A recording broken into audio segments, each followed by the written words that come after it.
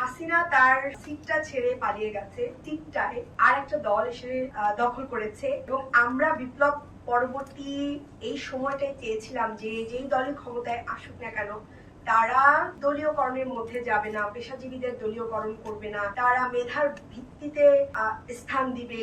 কিন্তু দেখা গেছে যে না, আবারও সেই একই জিনিস ঘটছে।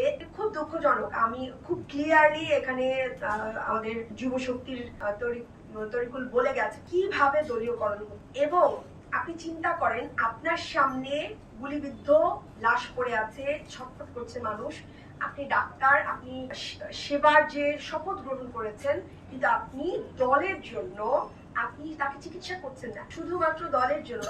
সেই দলীয়করণ ঘুরে ফিরে আবার একই জিনিস হচ্ছে। এবং দুঃখজনক এই যে জুলাইয়ের সময় যেসব ডাক্তাররা মাঠে ছিলেন, সেই ডাক্তারদেরকে এই যে হাসিনা বিরোধী আন্দোলনে যারা মাঠে ছিলেন, এই যে আমাদের স্যাররা ছিলেন, তাদেরকে হাসিনা বদলি করে গেছে আন্দোলনের সময়।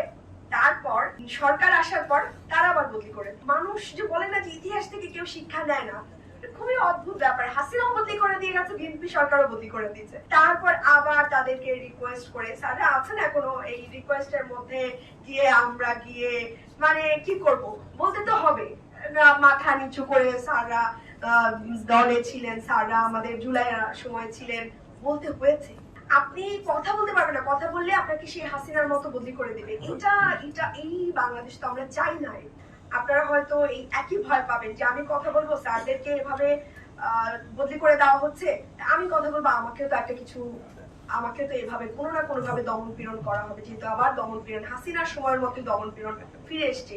তো এই জায়গায় আপনারা ভয় পাবেন না।